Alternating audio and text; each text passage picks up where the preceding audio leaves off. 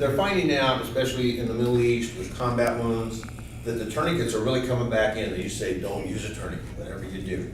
And you're not gonna be able to tie something off on somebody tight enough. And if it's yourself, especially if you have more than one thing going, with the hot one that's out now, it's a CAT, it's a combat application tourniquet, and you put it on and you twist, and that stick locks in. But when you let go of it, the pressure's gone too. With something like this, you just put it on, grab it, and then you ratchet it. Nice. And it's all one hand. And it's made, every time I let go, that pressure ain't going anywhere, it just keeps getting tight. And then to let it go is that simple. Now, another way to look at this, slip it on your arm, Mike. Remember what I said about earlier about we're always watching the little ones. Who's watching us? Who's looking out for us? The little one is not going to be able to do this.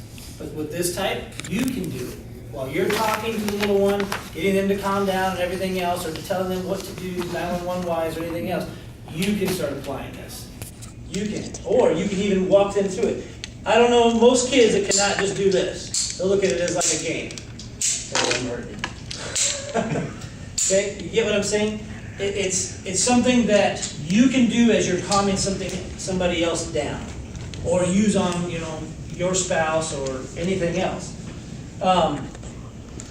You saw me use my mouth on this one, I put it on my arm. If I was gonna put it on my leg, I would just grab it here and pull it tight.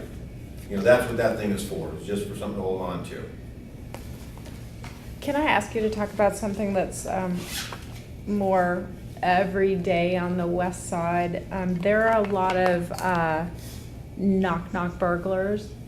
Home invasions? And we're a lot of people who are often home alone or with very small people. So what is your recommendation? I don't answer. Actually, I do share answer the door, but I yeah. don't open it. Yeah, I got somebody that on that same note. We have a gate that we open up, and then I pull my car in and I park, and then I take the kids out and we go. Well, actually, whatever. Anyway, you open the gate, you take the kids out, I close the gate, okay?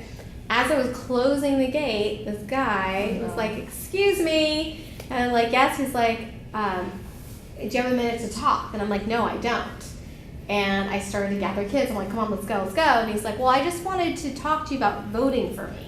And he did not look like he was a politician, And he's like, are you home usually during the day around this time? I'm like, I'm in and out all day long. And I just walked in. And that was actually because of my last meeting with you. I felt very confident to say something like that. I Isn't think it a funny lot of how us they have. use certain words and certain things to get us talking Yeah. about saying things that we don't even realize? But I was like, he just knocked on my door, which is exactly what you're talking about. So what would Yeah. happen? I mean, I was nervous because here I was fully exposed. Like, my house was basically open because I had this gate open. He could have walked into my backyard, Well, number one, to At touch the on what you're door. talking about. Number one, we have to remember one simple rule. We don't have to open the door for anybody. Right. We don't. We don't have to answer to anybody. They don't necessarily need to know that we're home or we're not home. I get people all the time that are like, well, what we do is we get real quiet. We go to the door and then we listen. I'm like, you're in your own home. Why are we afraid of somebody on the outside of it? It's our house. Okay? What we are afraid of is like what you're talking about. Somebody's knocking to try to find out if somebody's actually there, and then they kick in the door. Mm-hmm. Believe it or not, it happens a lot.